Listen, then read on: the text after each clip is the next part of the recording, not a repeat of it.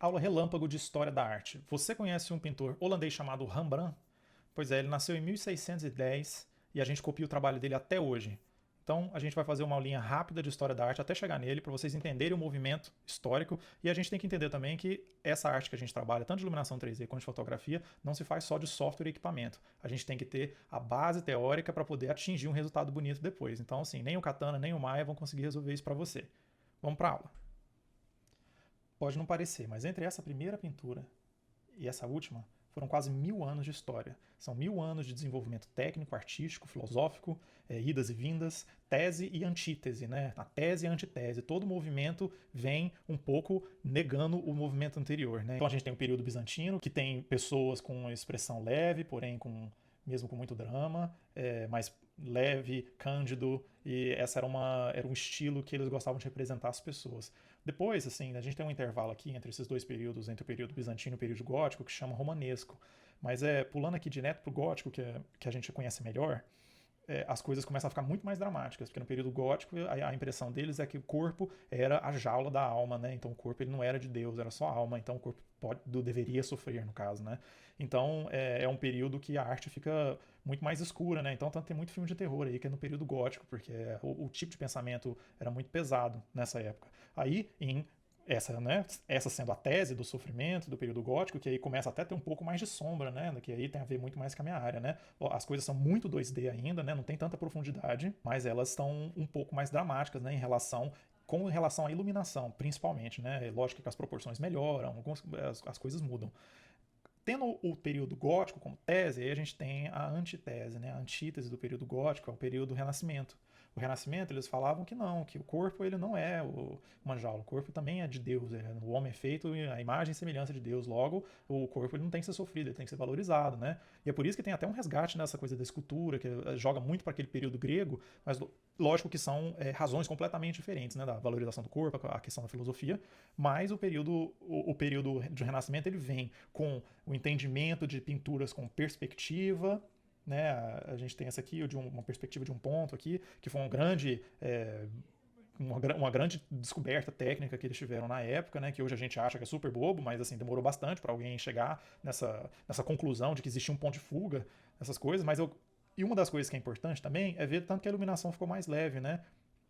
No período do Renascimento, tá vendo que a gente volta a ter um pouco mais só desse ambient occlusion que tinha no período do Renascimento, desculpa, do período bizantino, e aí a gente começa a ter um pouco mais dessa iluminação muito macia, né? Lógico, valorizando o corpo, mas mesmo sempre uma iluminação muito macia. Mais para frente, nesse mesmo período, a gente tem um cara que é o Caravaggio.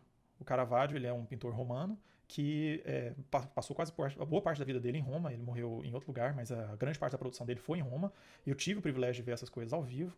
Quando eu estudava lá, eu estudava História da Arte em Roma. Eu passei 2 anos lá fazendo isso. E uma das coisas que o Caravaggio desenvolveu foi essa tese, né, do claro escuro. O claro e escuro, né? Vou até pintar de branco de novo aqui. A gente tem pontos muito claros na imagem e pontos muito escuros. Então ele assim, foi um cara que inventou o contraste, né? Lógico que ele não está sozinho nesse movimento, mas ele é uma das grandes influências do movimento barroco e do realismo. Então ele tem um peso muito grande. Todo fotógrafo, todo pintor, toda pessoa que trabalha com luz, iluminação, iluminando, né, seres humanos, né? Então tem que ser fotografia de moda, tem que ser alguma coisa assim, não arquitetura no caso, mas ele é um dos caras que mais influencia e é normalmente para onde a gente volta na história, né? O mais para trás, porque se você volta muito no Renascimento para trás, não tem tanto drama às pinturas especificamente. E ele vem com o claro escuro. Então, para quem trabalha com iluminação é muito importante saber dele. É por isso que eu não queria chegar direto no Rembrandt, porque o Caravaggio ele é o cara que inventou essa iluminação cinematográfica que a gente tem hoje, né? Então, quando você vê a diferença entre a pintura bizantina, que está aqui em cima, a gótica, o Renascimento, todas elas são umas pinturas sem muito drama, né? Elas são muito leves assim no olhar. Mesmo na pintura gótica, os temas serem mais pesados, eles não tinham eles não tinham provavelmente a técnica, né, de fazer esse tipo de pintura. Agora não, no Caravaggio ele inventa essa pintura cinematográfica que a gente já inventa, que a gente já copia muito hoje o estilo do Caravaggio, chiaro-escuro. Você pode pensar que o chiaro-escuro ele é uma inspiração de todos os filmes que são de mistério, tem o chiaro-escuro lá. O expressionismo alemão você pode carregar para ele também, né? Tem essa coisa de usar a sombra e a luz como um personagem principal da cena. E isso é muito importante. Então todo fotógrafo sempre conhece muito bem o trabalho do Caravaggio. Seguindo o Caravaggio, logo que o Caravaggio morreu, ele morreu no começo de 1600, no começo de 1600 também nasceu o Rembrandt. E o Rembrandt, a gente precisa só de uma foto e um triângulo para explicar a iluminação dele. Por quê? A gente sempre no Rembrandt, ele faz um lado do rosto iluminado e um triângulo. Um lado do rosto iluminado e um triângulo. É muito comum desse ser um tipo de pedido que o cliente faz, que o diretor faz, e também é muito comum que esse seja o seu primeiro setup de iluminação de uma cena. Por quê? O que define o drama de uma iluminação do estilo Rembrandt é o contraste. Se você quiser uma coisa mais leve, você pode fazer com bastante preenchimento. Você tem um lado do rosto iluminado, você tem um triângulo, o lado do rosto, triângulo. Vou fazendo aqui só para realmente todo mundo entender que a gente sempre tem esse triângulo aqui, ó. Mais do que o rosto iluminado desse lado, o triângulo é o mais garantido. Porque se esse triângulo não existir, não adianta ter esse lado do rosto iluminado. Eu trabalhei com moda durante alguns anos depois da escola de cinema, que eu formei em fotografia para cinema e gostava muito de trabalhar com moda. E uma das coisas que eu falava para as modelos, que elas estão sempre dando uma pose para você, né? É de fechar o olho que está para a luz principal, que no meu caso é essa aqui, e você vai virando o rosto até esse olho que está contra a luz enxergar a luz. E aí você está numa posição de uma iluminação do Rembrandt. Você está colocando luz no seu olho que está do outro lado da luz, você está deixando o contraste e você está iluminando o seu rosto. Então, o resto é só você balancear o contraste. É lógico que aqui, se você precisa, você pode... Deixa eu pegar uma cor branca aqui, ó, nesse cara do meio. Ele aqui está sem muito preenchimento, mas não tem problema nenhum se você fosse colocar uma luz de recorte aqui. Eu gosto de luz de recorte, né? Acho que todo iluminador gosta. Porque pra gente é muito importante ver a silhueta do personagem, né? Ou do ator, ou da modelo, né? Mas então, assim, a obrigatoriedade da luz e o porquê que ela é tão boa é uma coisa que eu faço o dia inteiro no 3D, que é ver os olhos do personagem. A coisa mais importante é sempre os olhos, porque é deles que vem a expressão, até em animação. Lógico que existem animações estilizadas, mas assim, numa iluminação que se pretende um pouco realista, toda a expressão é carregada pelos olhos. Isso também nos atores, no set, numa fotografia de moda.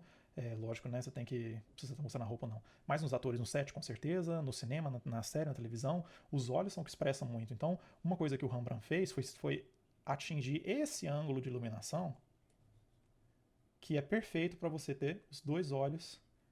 Vou fazer até um óculos nela. Você ter os dois olhos iluminados. Então a gente sempre tem essa informação, e essa informação é muito importante. O resto é balancear contraste. Se você quiser muito drama, igual essa foto da Adele aqui, ela podia ser, assim, a gente sabe que é ela, né? Mas se a gente não conhecesse ela como cantora, você podia falar, não, esse filme aqui é um filme de drama, de terror, de o que for, né? Essa é uma coisa mais pesada. Mas aqui, a mesma iluminação nessa moça da esquerda, lógico que ela tem uma expressão que ela tá mais com dó de si mesma, talvez, mas fica muito mais macio, né? É uma coisa muito mais aconchegante como iluminação. E aqui, ó, essa aqui é mais de moda, né? Tá vendo como tá marcado? Lógico que ela tem um lábio vermelho, tudo. Mas a gente não tem uma... É a mesma iluminação sendo usada em vários jeitos diferentes. Então, quando você começa a trabalhar com iluminação, fotografia, pintura, é muito legal saber que esse estilo existe, esse é um estilo que os clientes conhecem, e esse é um estilo que você pode começar por ele. É um atalho, né? A gente não precisa, de novo aqui, fazer a mesma viagem de 1000 anos. Deixa eu fazer aqui de novo. Não precisa ter essa mesma viagem de 1000 anos para chegar aqui. Ele já fez essa viagem de 1000 anos pela gente e é uma coisa que funciona, é uma coisa que funciona há 500 anos. Então, ela está no imaginário popular, ela está na linguagem dos clientes, das agências, dos diretores, e ela é uma coisa que é um começo muito seguro. Eu sempre começo garantindo que a luz está nos dois olhos dos personagens. Isso é importante. E o Rembrandt, ele fez um acervo inteiro de trabalho provando como isso é eficiente. E você pode usar isso também em todas as iluminações a partir de agora, se você já não usava. Então essa foi nossa aula relâmpago de História da Arte. Eu espero que vocês possam começar a usar a iluminação do Rembrandt para deixar seus trabalhos mais bonitos e a gente se vê depois.